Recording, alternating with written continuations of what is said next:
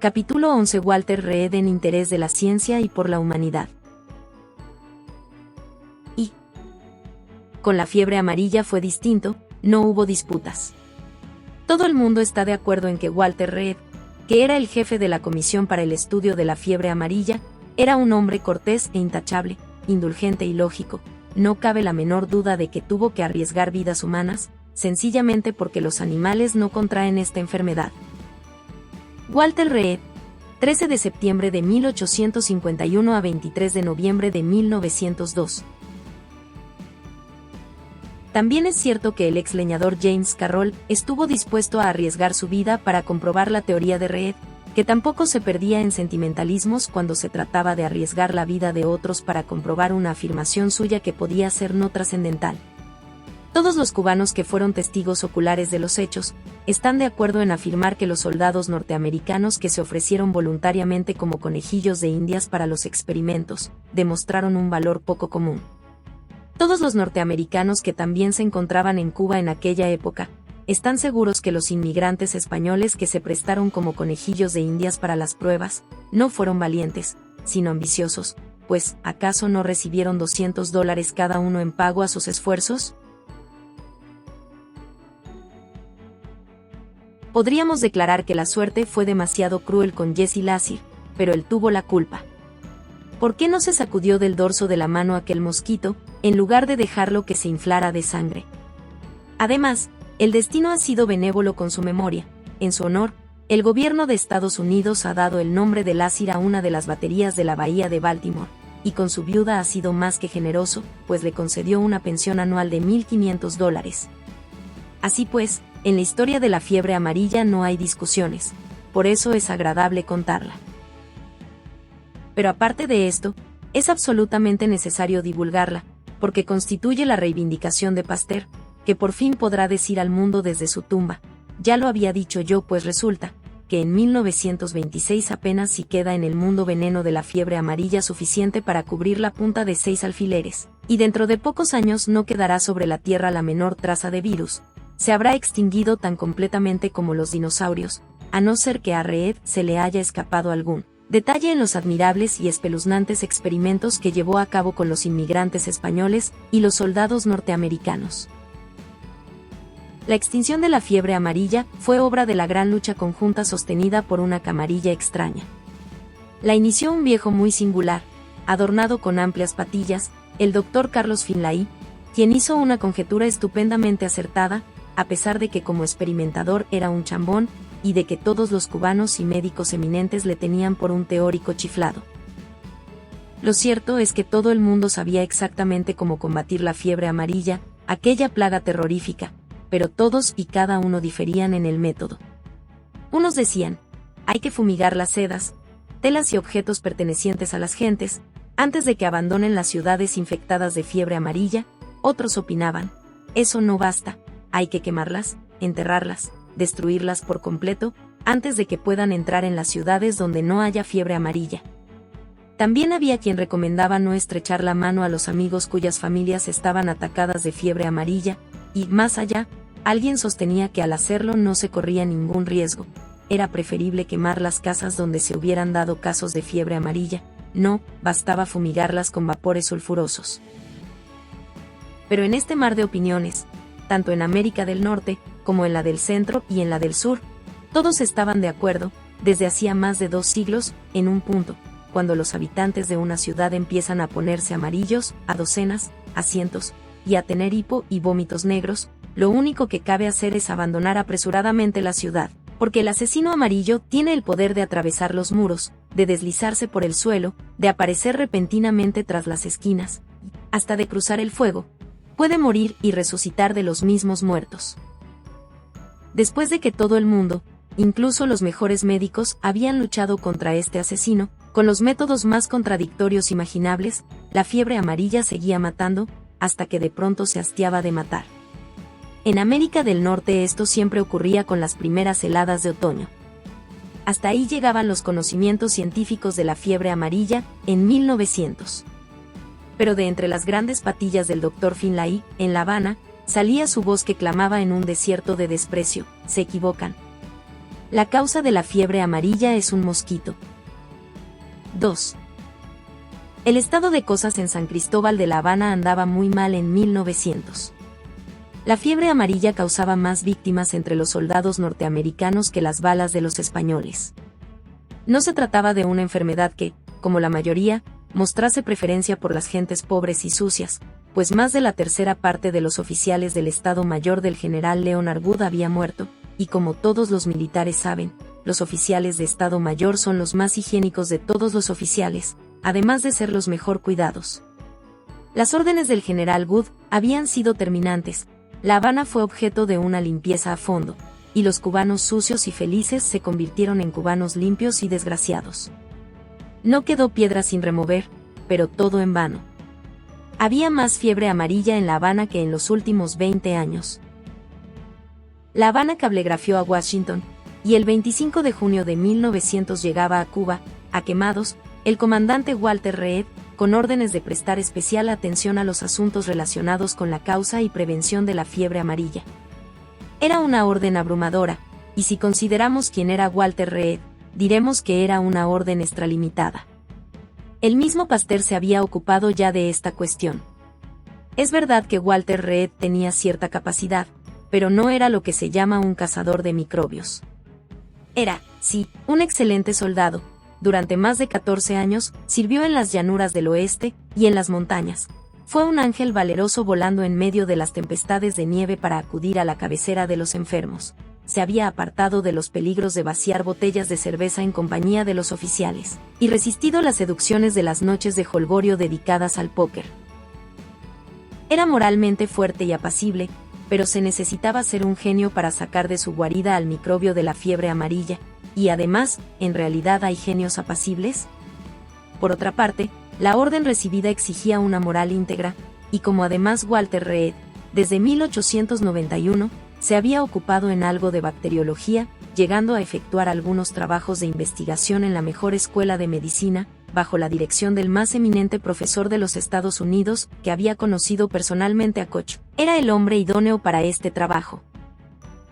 Así pues, Walter Reed llegó a Quemados, y al entrar al hospital donde se encontraban los enfermos de fiebre amarilla, se cruzó con un número más que excesivo de jóvenes soldados americanos, que de allí salían boca arriba y con los pies por delante. Sin duda existirían suficientes casos graves para poder trabajar. Walter Reed iba acompañado del Dr. James Carroll, que no era lo que podríamos llamar un ser apacible, y pronto sabrán qué clase de soldado investigador era. A Reed lo esperaba Jesse Lassir, un bacteriólogo formado en Europa, de 34 años, con mujer y 4 hijos en los Estados Unidos y con su sino escrito en los ojos. Finalmente, estaba allí Aristides Agramonte, cubano, que hacía autopsias y que desempeñaría su trabajo a la perfección, aunque nunca adquirió fama porque como ya había tenido la fiebre amarilla, no corrió riesgo alguno. La comisión para el estudio de la fiebre amarilla estaba constituida por estos 4 hombres. Lo primero que hizo la comisión fue fracasar en su búsqueda de algún microbio en los 18 casos de fiebre amarilla que investigaron, y entre los cuales hubo casos graves y 4 defunciones. De estos 18 casos, no hubo uno que no fuera sometido a examen minuciosísimo y exhaustivo. Se les extrajo sangre, se hicieron cultivos, se les practicó la autopsia a los muertos, volvieron a hacerse cultivos con todo esmero, pero no apareció ni un solo bacilo. Corría el mes de julio y la fiebre amarilla estaba en su apogeo. Los soldados seguían saliendo del Hospital de las Ánimas con los pies por delante. La comisión fracasó en su búsqueda de algún culpable, mas el fracaso sirvió para ponerlos sobre el buen camino. Este es uno de los caprichos de la caza de microbios, la manera como se logran los descubrimientos. Teobaldo Smith descubrió las perniciosas garrapatas porque tuvo fe en algunos ganaderos. Ronald Ross se enteró de las andanzas de los mosquitos grises porque Patrick Manson se lo ordenó. El patriotismo de Gracie lo llevó a descubrir que los Ansarone transmiten el paludismo. Y ahora, Walter Reed fracasaba en la primera etapa de su labor, que a todas luces era la más importante. ¿Qué hacer?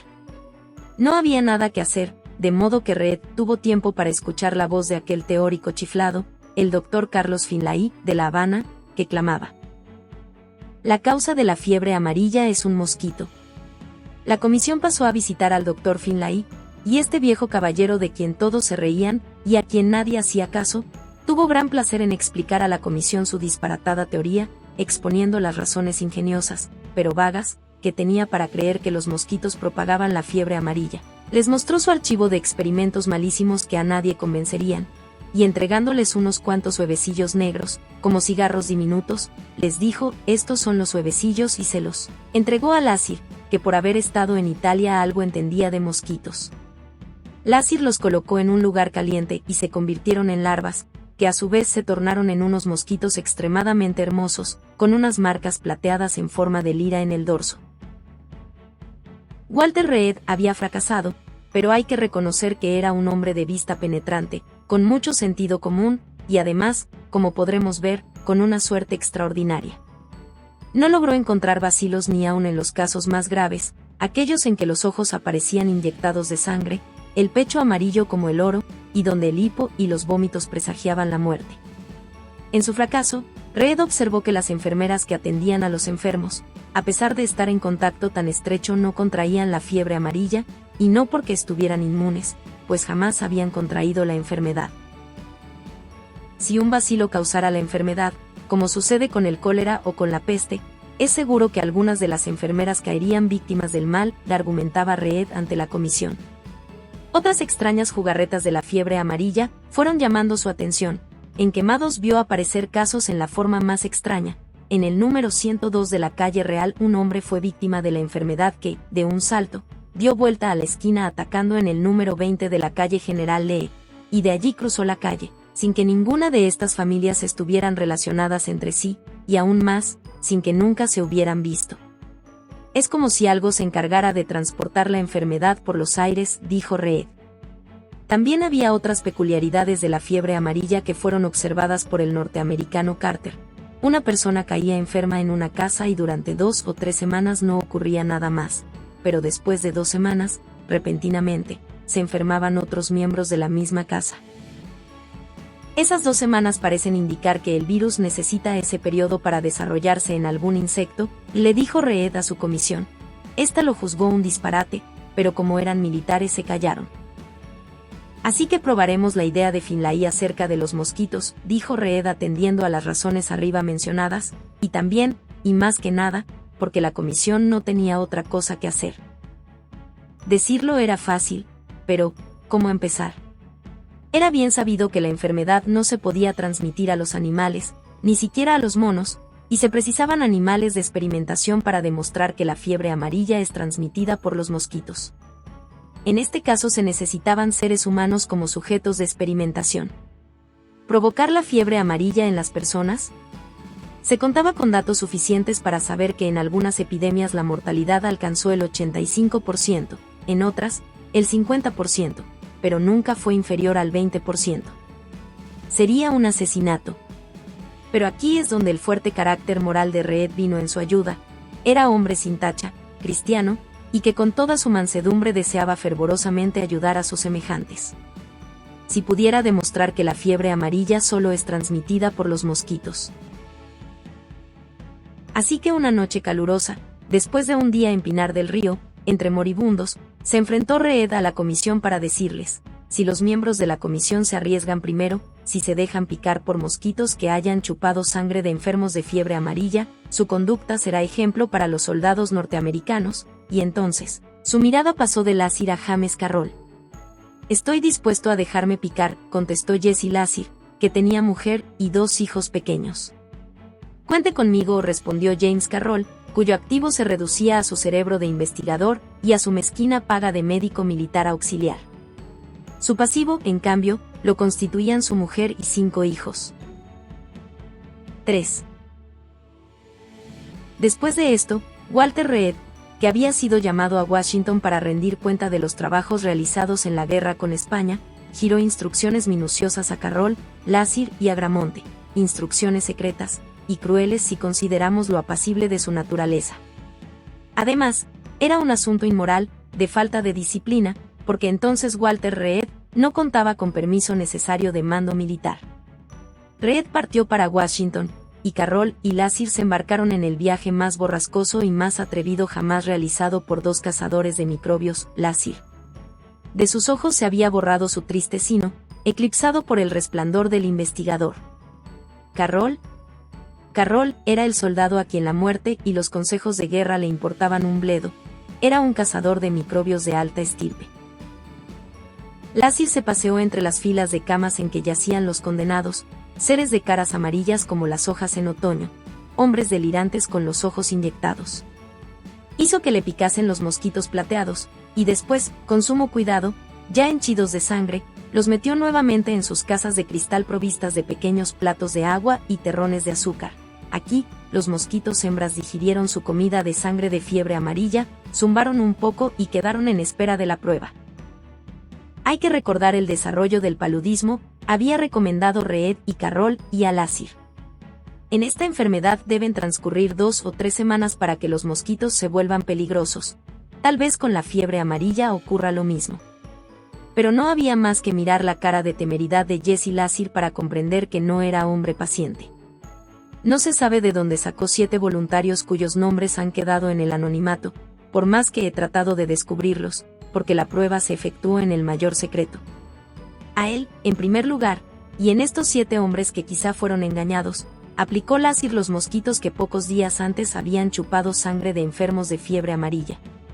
Más desgraciadamente y para su descorazonamiento, ninguno enfermó. Aún quedaba James Carroll, que durante años fuera la mano derecha de Walter Reed. Carroll había ingresado en el ejército como soldado raso, ascendió a cabo y luego a sargento, ejerciendo con esta graduación durante años enteros. Llevaba la disciplina en la médula de los huesos, y el comandante Reed había dicho, hay que probar con mosquitos. Lo que es más, cuando el comandante Reed pensaba que algo era conveniente, Carroll estaba de acuerdo, y el comandante Reed creía que había algo de cierto en la idea del viejo teórico. Bastaba con que el comandante Reed dejara dicho al marcharse, hay que probar con mosquitos. Así pues, James Carroll le recordó al descorazonado Lassir que también él era voluntario, y le dijo que trajera el mosquito más peligroso de la colección, pero no al que hubiese picado a un solo enfermo sino al que se hubiera alimentado de muchos y muy graves. Tenía que ser el mosquito más peligroso posible.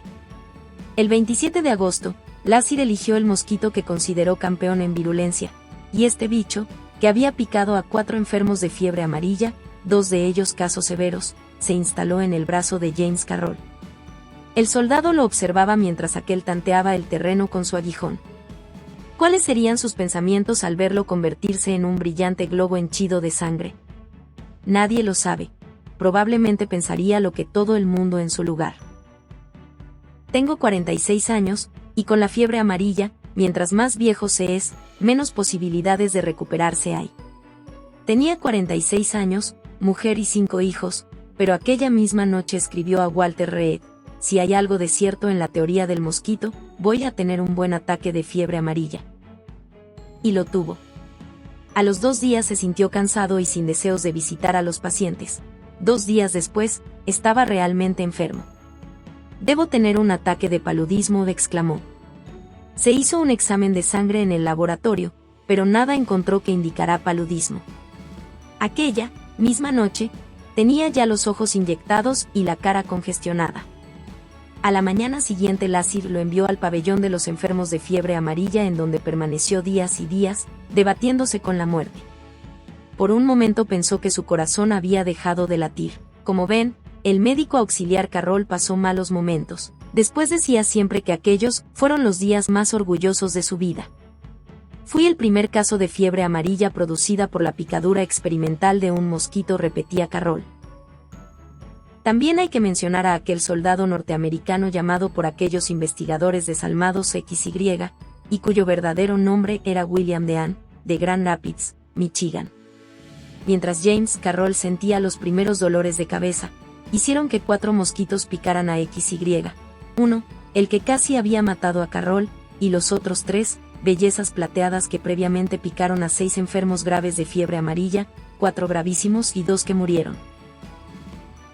Ahora todo iba bien con los experimentos de quemados. 8 personas fueron picadas por los mosquitos sin que nada les pasara, es verdad, pero los 2 últimos, James Carroll y XY, que fueron verdaderos conejillos de indias, contrajeron la fiebre amarilla, el corazón de Carroll casi cesó de latir, más ahora se encontraba en vías de recuperación, y Carroll, entusiasmado, escribía a Walter Reed, esperando con orgullo la llegada de su jefe para mostrarle las historias clínicas. El único que se mostraba un poco escéptico era Lassir, pues era un investigador concienzudo, de los mejores, que exigía todos los requisitos, como todo buen investigador, y pensaba, es una lástima, dado el heroísmo de James Carroll y XY, pero antes de enfermarse ya estuvieron una o dos veces en las zonas peligrosas. No fue un experimento completamente perfecto. No se sabe con seguridad si fueron mis mosquitos los que les transmitieron la fiebre. Lassir era un escéptico, pero las órdenes son órdenes, así que todas las tardes pasaba por entre las filas de camas del Hospital de las Ánimas, en aquel pabellón impregnado de un olor extraño, para poner boca abajo, sobre los brazos de los enfermos de ojos inyectados, los tubos llenos de mosquitos hembras, dejándolos hincharse de sangre. El 13 de septiembre fue un día funesto para Jesse Lassir, porque mientras se ocupaba de la insignificante tarea de alimentar a los mosquitos, uno de los que volaba por la sala se posó en el dorso de su mano. «Bah, no es nada», pensó. «Imposible que sea precisamente el tipo de mosquito transmisor», murmuró, y lo dejó hartarse, aunque, fijémonos bien, era un mosquito que vivía en un lugar donde había varios moribundos de fiebre amarilla. Esto ocurría el 13 de septiembre. En la tarde del 18 de septiembre, el doctor Lassir se queja de malestar, y tiene escalofríos a las 8 de la noche, dice el parte, médico del Hospital de las Ánimas. 19 de septiembre, al mediodía, sigue diciendo el lacónico parte, temperatura 39 grados, pulsaciones 112. Ojos inyectados, cara congestionada. 6 de la tarde, temperatura 39.9 grados, pulsaciones 106. Al tercer día aparece la ictericia. La historia clínica subsiguiente corresponde a un ataque progresivo y fatal de fiebre amarilla, y al llegar aquí, el parte se humaniza un poco. La muerte de nuestro lamentado colega acaeció en la tarde del 25 de septiembre. 4. Al volver Reed a Cuba fue recibido con entusiasmo por Carroll, y si bien sintió la muerte de Lassir, se alegró mucho de los otros dos casos afortunados, Carroll y XY. Fue a ver al general Good, para darle cuenta de los sensacionales acontecimientos que habían tenido lugar. Good le dio permiso para obrar como quisiese, y además, dinero para construir un campamento con 7 tiendas y 2 barracas, sin olvidar un mástil para la bandera. Pero lo mejor de todo es que le dio dinero para comprar hombres, que serían espléndidamente pagados por correr el riesgo, de 1 contra 5, de no tener jamás oportunidad de poder gastar ese dinero. Walter Reed contestó, «Gracias, mi general». Y a 11 kilómetros de Quemados se levantó 7 tiendas y un mástil, en el que izó la bandera norteamericana, bautizando el sitio con el nombre de Campamento Lassir. Hizo venir carpinteros para que construyeran 2 barracas en el Campamento Lassir. La barraca número 1 era la más desagradable, medía 4 metros por 6 y tenía 2 puertas ingeniosamente dispuestas, una detrás de la otra, para que los mosquitos no pudieran penetrar. Tenía, además, 2 ventanas mirando a mediodía y en la misma fachada que la puerta, para que no hubiera corrientes de aire. En el interior fue instalada una estufa para conservar la temperatura por encima de los 32 grados, y colocaron, además, barreños con agua para aumentar la atmósfera tan cargada como la de la cala de los barcos en los trópicos. Vemos, pues, que era una barraca inhabitable aún en las mejores condiciones. Pero, por si era poco, y para que aquella barraca fuese una maldición completa, el 30 de noviembre de 1900, varios soldados, sudorosos, llevaron unos cuantos cajones sospechosos, perfectamente clavados, que procedían de las salas de enfermos de fiebre amarilla del Hospital de las Ánimas. Aquella misma noche del 30 de noviembre, Walter Reed y James Carroll fueron testigos del milagro de bravura que tuvo lugar en la barraca número 1, cuando entraron en ella un joven norteamericano, el Dr. Cooke, y 2 soldados de la misma nacionalidad, Folk y Jernigan, cuyos monumentos echo de menos. Estos 3 hombres abrieron dentro de la barraca las cajas sospechosas, en una atmósfera demasiado cargada ya para ser respirable. Hubo maldiciones y tapado de narices, pero siguieron abriendo cajones, de los cuales fueron extrayendo Folk y Jernigan almohadas manchadas de vómito negro de hombres muertos a consecuencia de la fiebre amarilla, sábanas y mantas ensuciadas por las deyecciones de hombres moribundos que no se podían contener. Ahuecaron las almohadas y sacudieron las sábanas y mantas. Después de esta operación, Cooke, Folk y Jernegen hicieron sus camas de campaña con aquellas almohadas, sábanas y mantas, se desnudaron y se acostaron entre las ropas asquerosas, tratando de conciliar el sueño en aquella barraca, más pestilente que la mazmorra más hedionda de los tiempos medievales.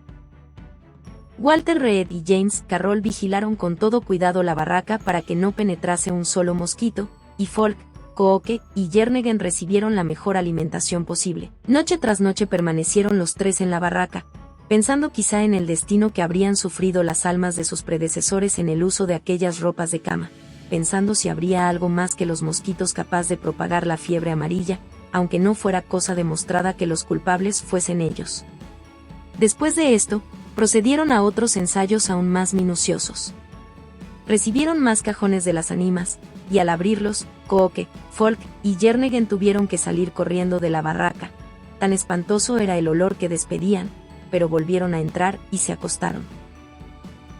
Durante 20 noches seguidas, ¿dónde están los monumentos a estos hombres?, permanecieron allí los tres, y después pasaron a cumplir otra cuarentena en una tienda de campaña hermosa y bien ventilada, en espera del ataque de fiebre amarilla, pero no les sucedió nada.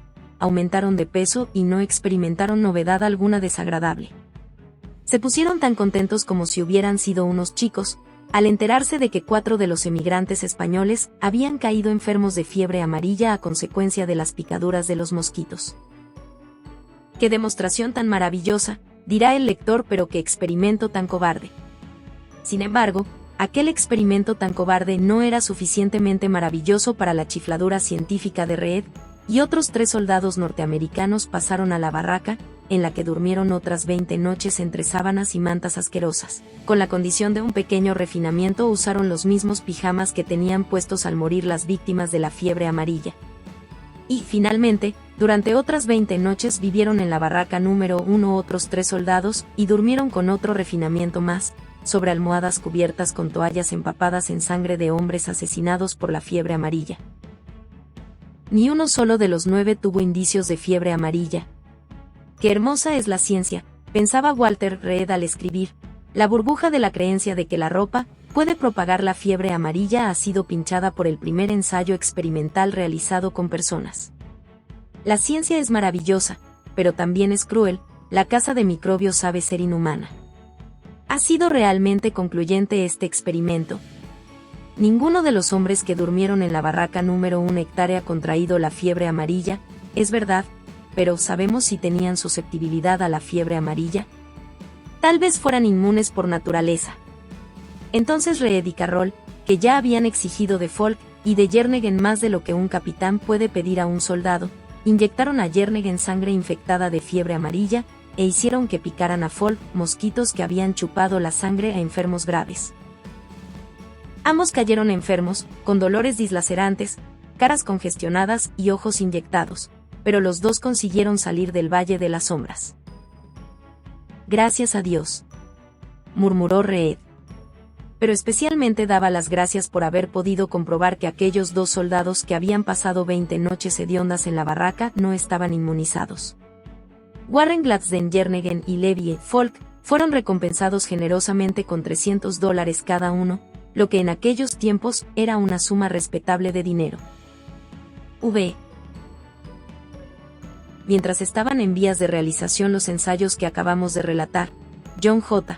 Moran, empleado civil de Ohio, se hallaba muy desilusionado. Se había ofrecido voluntariamente, en interés de la ciencia, y por la causa de la humanidad, había sido picado por los estegomias, que tal era el nombre científico que acababan de dar los entomólogos a los mosquitos presuntos causantes de la fiebre amarilla, varios de los cuales, especialmente venenosos, le habían asestado repetidas veces, y a pesar de todo ello, y desgraciadamente, no había contraído la fiebre amarilla, seguía como si tal cosa. ¿Qué hacer con John J. Moran? Y al lado de la detestable barraca número 1 mandó construir otra, que denominó número 2, y muy confortable. Tenía las ventanas en la fachada opuesta a la puerta, para que circulase fácilmente el aire. Era fresca y contenía una cama muy limpia con ropas desinfectadas en la estufa de vapor. Era una casa ideal para que se repusiese en ella un tuberculoso. El interior de esta barraca estaba dividido en dos mitades por una tela metálica finísima, que llegaba hasta el techo, y a través de la cual no podía pasar ni el mosquito más minúsculo. Al mediodía del 21 de diciembre de 1900. John J. Moran, recién bañado y vestido solo con una camisa de dormir, penetró en esta barraca tan atractiva, en donde 5 minutos antes Reed y Carroll habían dado rienda suelta a 15 mosquitos hembras, sedientos de sangre, ansiosos de darse un banquete de sangre, y cada uno de esos mosquitos había picado durante varios días consecutivos a los enfermos de cara amarilla del Hospital de las Ánimas. Moran, ¿quién se acuerda ya de él?, entró en la barraca y se acostó en la limpia cama. Pasado un minuto, empezaron a zumbar los mosquitos alrededor de su cabeza, y a los 2 minutos ya le habían picado. A los 30 tenía 7 picaduras, sin haber tenido siquiera la satisfacción de aplastar a sus verdugos. Aquella misma tarde, a las 4:30, volvió a la barraca, para ser picado de nuevo, y otras veces al día siguiente, para satisfacer el remanente de hambre que tuvieran los mosquitos, que no habían podido saciarse el primer día. Al otro lado de la tela metálica durmieron a salvo, durante 18 días, otros 2 soldados. ¿Y qué fue de Moran? La mañana del día de Navidad le trajo un hermoso regalo: dolor de cabeza, ojos inyectados a los que molestaba la luz, y huesos doloridos como de cansancio. Los mosquitos le causaron un grave ataque, y estuvo a 2 dedos de la muerte, pero se salvó, gracias a Dios, como decía Reed, para pasar el resto de su vida en una oscuridad que no había merecido. Así, pues, Moran vio cumplidos sus deseos en interés de la ciencia y por la humanidad, con Folk.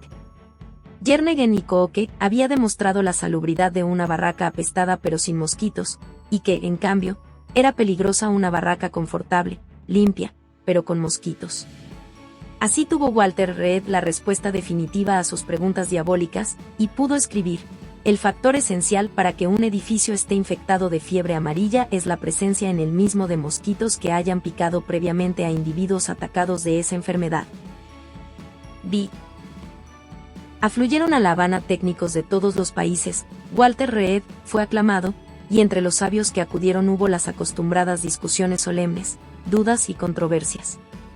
William Crawford Gorges, otro hombre sin tacha, preparándose para alcanzar la inmortalidad en Panamá, recorrió las alcantarillas, pozos negros y letrinas de La Habana, haciendo guerra sin cuartel a los mosquitos estegomia, y a los 90 días no quedaba un solo caso de fiebre amarilla. Por primera vez en 200 años se ve La Habana libre de esa plaga. Fue una cosa mágica. Pero aún después de esto siguieron llegando de Europa y de América doctores eminentes y médicos con barbas solemnes, que inquirían y ponían reparos. 15 escépticos de estos se reunieron una mañana en el cuarto del laboratorio donde se conservaban los mosquitos.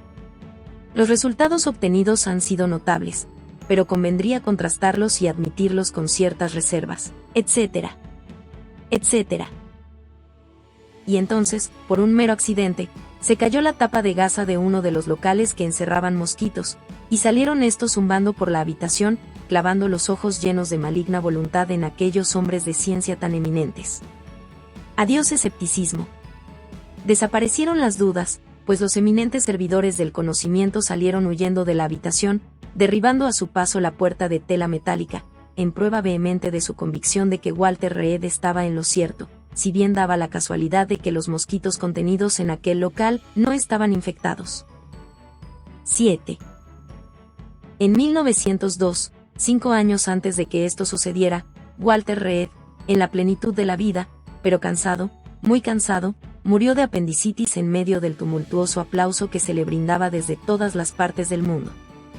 Es tan poco lo que le dejo a mi mujer y a mi hija, decía Walter Reed a su íntimo amigo, quien algunos momentos antes de que le aplicaran la mascarilla, tan poco, murmuró mientras el éter lo sumía en su último sueño.